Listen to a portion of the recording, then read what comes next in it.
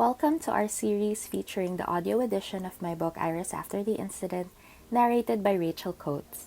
A playlist with all the chapters in order is on the Romance Class YouTube channel. And head over to romanceclassbooks.com for more romance by Filipino authors. Content warnings are mentioned in Chapter 1 and are included in the description for this video. Chapter 14. Later, I was sprawled on my own bed, gasping, the sheets against my back damp and probably from sweat, canceling out the shower I just had. Ready? Gio had the gall to say, sliding up beside me. He'd taken off his clothes and folded them up, piling them neatly on top of my dresser. I would have made a joke about it, except that I was sensitive everywhere, and no, I wouldn't be ready for anything for some time. No, are you kidding me? I laughed, turning to my side, turning away from the hard tip that was poking my thigh, totally ready. Give me a minute. I'm happy you're happy. I bet you are. My body was still buzzing, happily recovering from the climax he wrung out of me with his mouth and fingers. Holy shit. It wasn't my favorite sex thing because it took me and Bradley too long to figure out what worked for me. It could have been me not knowing how to ask for what I needed, or Bradley not taking instructions very well. You'd think we'd get it right, but it still took years, and even then, each time was frustratingly inconsistent. Too long to get here, wrong spot, not enough tongue pressure, or too much. So, when Gio insisted on doing this for me, I was prepared for the potential of awesome, and also for what would probably be a disappointment 30 seconds later. Except, it wasn't. He snuggled into me, spooning, and pushed the damp hair from my neck so he could plant a kiss there. I see what you did there, I said, my breath still short. I could feel you calibrating, adjusting. I'm learning. You're a fast learner then. I told you. How could you have even known stuff? I could barely tell you what to do. His forearm moved against my belly. You squeeze when you want it faster or harder. What? Yeah. You probably pulled out chunks of my hair, and you release when it's too much. You're kidding me. You tell me. Was just responding to the cues. Was I right? I could barely remember what I was saying or doing at the end of it, but how could I argue with the results? It wasn't half an hour of squirming away from an invading tongue. It felt like being made love to. No, really. Endorphins had my brain. It's too hot in here, I muttered. It's fine. You don't think it's too hot? It's definitely the hottest I've had. We're not talking about the same thing. I felt a kiss against my shoulder, then my back. The feeling was new. Those parts of me didn't recognize him yet. I wondered how I felt to him, if I was different somehow. Because while I loved my ex when I was with him, sex wasn't always magical. Sometimes it was routine, unsatisfying, a lackluster new episode after an awesome mid-season finale. Not that it was bad, or that I didn't like any of it, but not always fireworks, you know? And now, as the last of the fireworks were fading in my head, I wondered how I could be good for him. I mean, not in life or anything profound like that, right now, right here. The same way that his every little affirmation made me feel like the most beautiful damn person in the world. I flashed back to how we looked on our second date, seeing him come, feeling that release on my body. Oh my god. I sucked in my breath and reached behind me, touched his bare leg. Now, you ready? 1 second. He needed a little more time than that, but even a second was annoyingly long. It was like forever before he got the condom on, handled me by the hip, and pushed into me from behind, still spooning. Fuck, he was ambitious. This wasn't the most fun for me either, because the variables had made things more difficult. Lack of eye contact, clit stimulation, and well, size and length was a factor to pulling this off. But he had the size and the length. Talk to me, he said, after a shallow thrust that merely teased. That wasn't a bad first try. I wouldn't have thought a full and hard stroke would be welcome, but inconsistent arousal was inconsistent, and my body demanded more and harder, despite already having more than enough. I brought his hand to my clit and touched myself with his fingers. Please. How? Faster, harder, everything. But you said you weren't ready. I am now. I'm ready if you are. Fuck. His hips moved, all that power waiting only for my permission. Suddenly, the whole idea of making this good for him seemed useless because I must have been getting the better end of this deal. His strokes were perfect, and my clit was throbbing, and I was coming all over again so soon.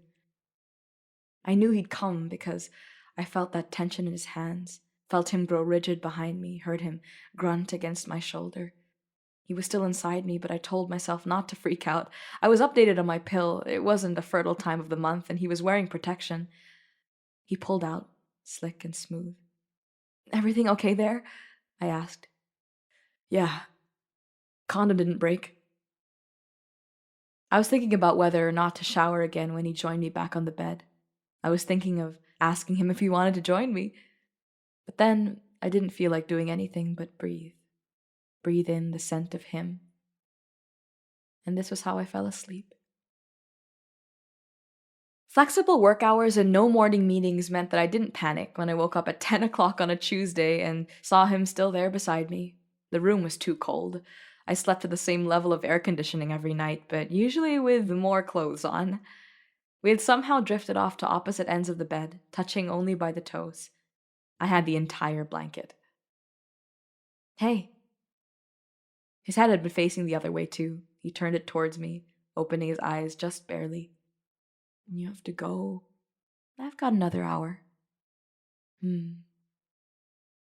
Gio was sleeping on his stomach and he stretched out, lazily, closing his eyes again.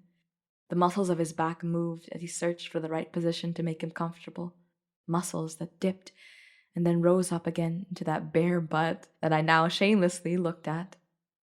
Cute, I said aloud, apparently. I'm going to need to get ready for work in a bit. He didn't move from that spot as I got ready to go to work. And when I left, I told him to lock up before he went back to 9J.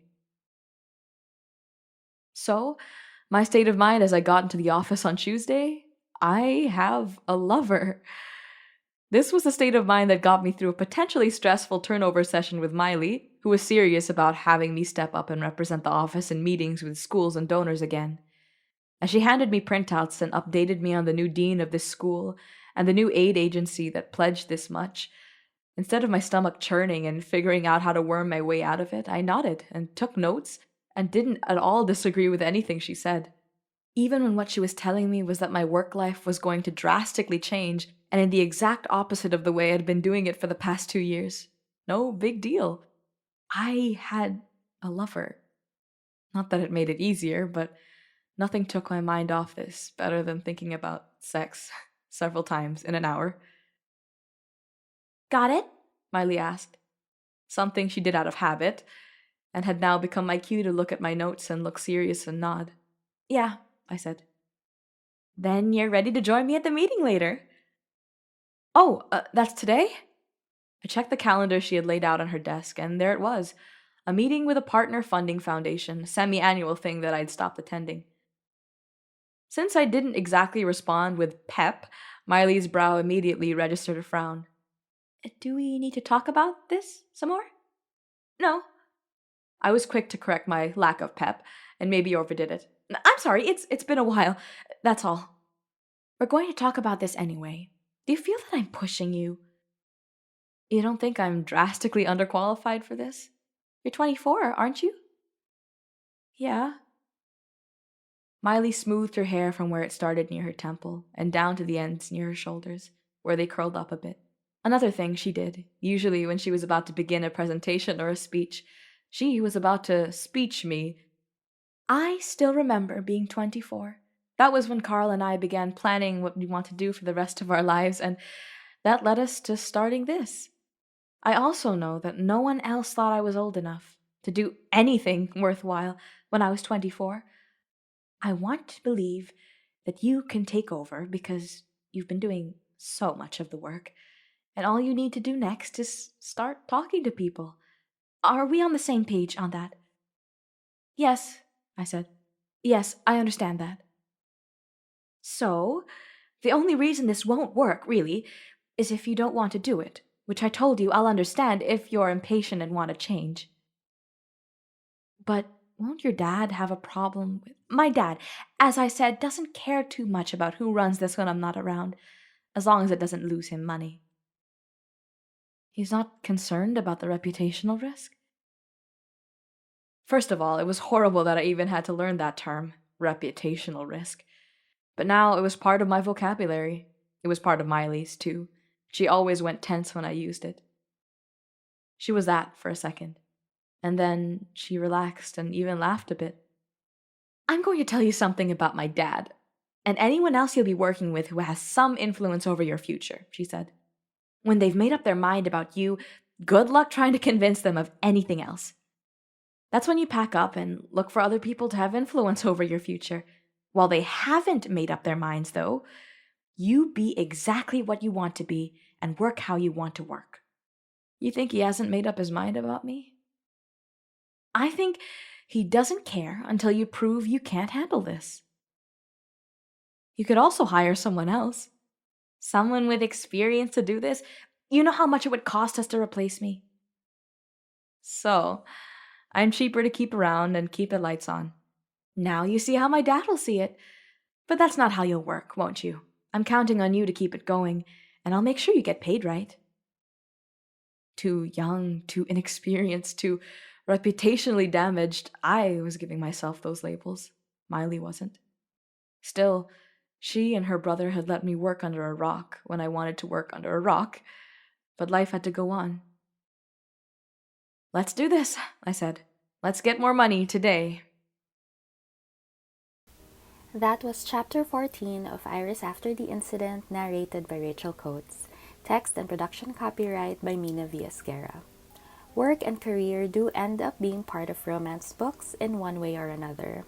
Check out The Doctor is in Love, an anthology of romance stories about doctors written by authors who are doctors. Angeli E. Dumatol, Suzette de Borja, E.K. Gonzalez, and Celestine Trinidad. Link in the description.